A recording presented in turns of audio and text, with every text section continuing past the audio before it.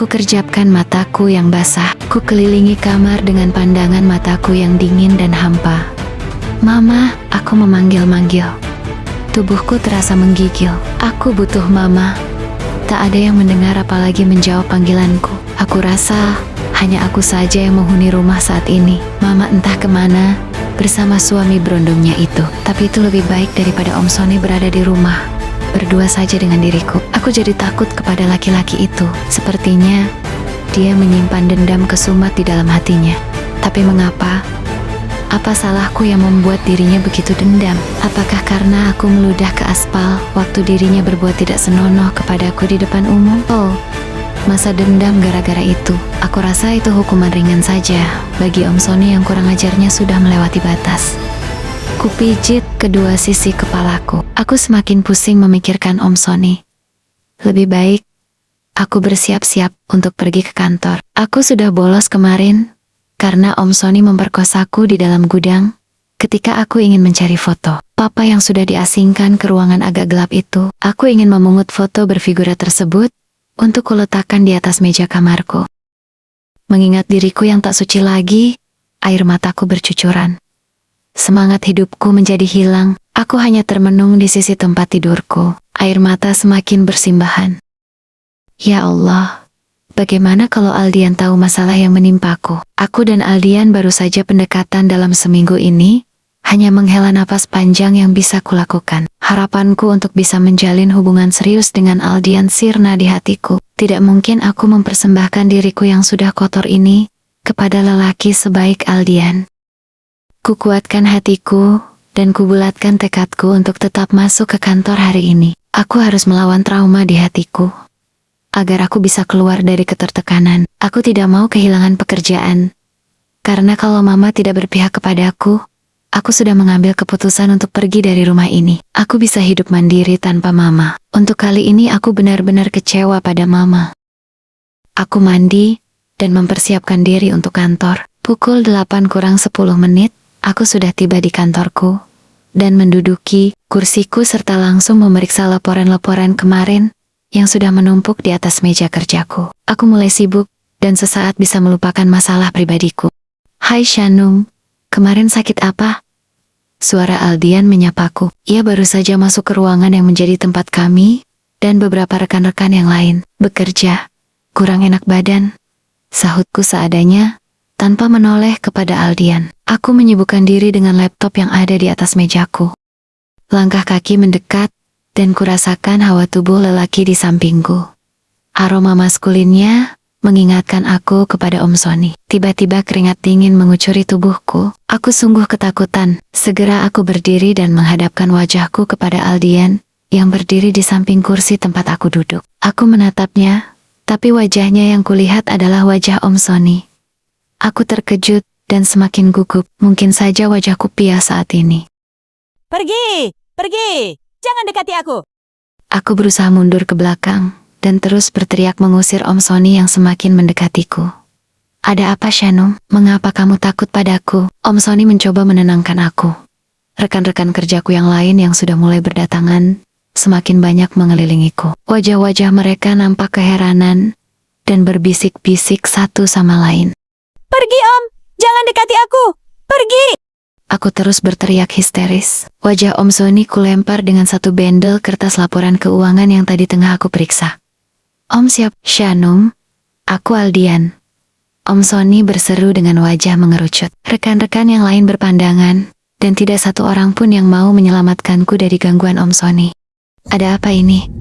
Untunglah Pak Rudi bos kami datang. Aku segera menghambur kepadanya dengan terlebih dahulu menabrak tubuh Om Sony yang menghalangi langkahku. Aku segera bersembunyi di belakang punggung bos Rudi. Pak, usir dia Pak, dia jahat padaku. Teriakku sambil menanjuk-nanjuk ke arah Om Sony. Kuintip wajah Om Sony dari balik punggung bos Rudi. Aku tidak salah lihat. Orang yang berdiri berhadapan dengan bos Rudi dan yang tengah memasang wajah pura-pura heran itu adalah Om Sony. Ya, Om Sony yang telah memperkosaku di gudang kemarin. Tapi mengapa semua orang-orang di sana malah memandangku heran? Alah, pura-pura gila untuk bisa lebih dekat dengan bos. Sandiwara basi, celutuk Rifda memandangku Sinis lalu melempar kepalaku dengan gulungan kertas sebesar bola kasti, tepat mengenai ubun-ubunku, tapi tidak merubah pandanganku terhadap Om Sony. Aku mengintip sekali lagi untuk memastikan penglihatanku. Lelaki yang berdiri di hadapan Bos Rudi, tetap Om Sony, bukan Aldian seperti apa yang mereka katakan. Rifda menghentakkan kakinya dan meninggalkan kerumunan. Dirinya memang sangat membenciku semenjak aku mendapat banyak promosi jabatan dari Bos Rudi. Aku tidak peduli. Aku makin bersembunyi di belakang tubuh Bos Rudi dan memegang pinggangnya semakin rapat untuk mengusir rasa takutku kepada Om Sony. Shanum, kamu kenapa? Coba tatap aku baik-baik. Aku Aldian. Om Sony makin percaya diri mengatakan dirinya adalah Aldian. Dan anehnya orang-orang yang banyak berkumpul malah lebih percaya kepada ucapannya. Apakah mereka sudah pada buta? Bos Rudi memutar tubuhnya dan menghadap ke arahku. Mungkin dirinya risih karena aku memeluk pinggangnya dari belakang di hadapan banyak orang. Apalagi aku dengar Bos Rudi adalah laki-laki yang sangat takut kepada istrinya. Tentu saja, ia khawatir ada yang melapor kepada istrinya. Apalagi kalau mengirimkan foto aku tengah memeluk pinggang Bos Rudi. Bisa kacau neraca. Jangan pergi, Pak. Aku mohon jangan tinggalkan aku. Aku takut Om Sony memperkosaku. Aku memohon dan semakin memeluk erat tubuh Bos Rudi. Haha, ternyata kamu terobsesi pada Om Sony yang telah menjadi papa tirimu itu. Alah, kasihan kamu ya. Cintamu ditikung mak sendiri. Hingga kamu jadi gila begini. Ternyata Rifda tidak pergi. Ia masih berada di sekitar orang-orang yang semakin banyak berkerumun. Ia mengejekku dengan pedas. Hahaha, begitu ternyata. Sudahlah Shanum, ikhlaskan rezeki Nyaklu. Satu lagi suara mengejekku. Suara itu milik Rani, sahabatnya Rifda. Tawa di ruangan itu semakin riuh. Aku dijadikan bahan lelucon dan olok-olok. Wajahku terasa panas terbakar. Pandangan mengejek dari orang-orang yang berkumpul mengelilingiku seakan tengah menjatuhkan vonis bahwa aku tidak ikhlas melepaskan Om Sony untuk mamaku. Lah, emangnya aku suka kepada Om Sony? Aku tidak pernah menggubrisnya setiap dirinya mencoba mendekatiku. Ini judul filmnya, Cinta Ditikung Mak Sendiri. Hahaha. Komentar semakin riuh, dan mereka semua menertawakan aku. Sudahlah Shanum, kembalilah bekerja seperti biasa. Kamu masih muda, masa rebutan laki-laki dengan mama sendiri. Bos Rudi melepaskan rangkulan tanganku di pinggangnya. Ia melangkah pergi menuju ruangannya, dan tidak peduli lagi dengan ketakutanku. Om Sony menatapku dengan seringai kemenangan.